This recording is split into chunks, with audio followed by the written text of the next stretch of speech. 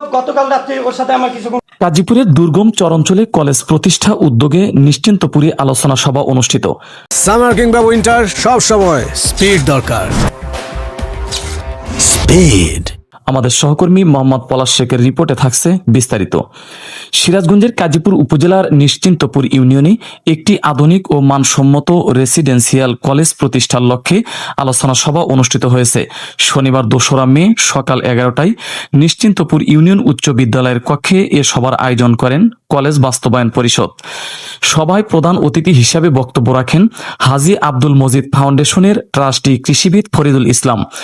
অনুষ্ঠানে সভাপতিত্ব করেন নিশ্চিন্তপুর ইউনিয়নের সাবেক চেয়ারম্যান জালাল উদ্দিন মাস্টার।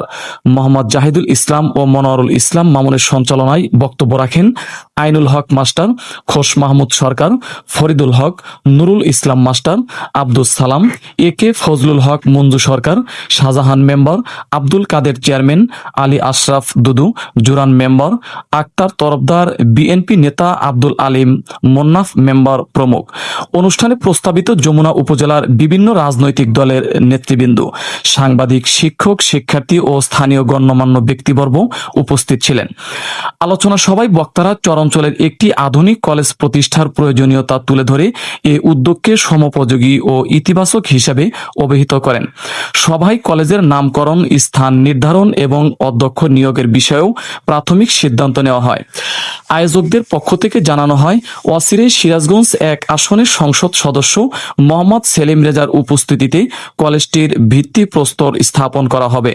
সবশেষে সবাই মুদ্দাসির রহমানকে কলেজের অধ্যক্ষ হিসেবে ঘোষণা করা হয়।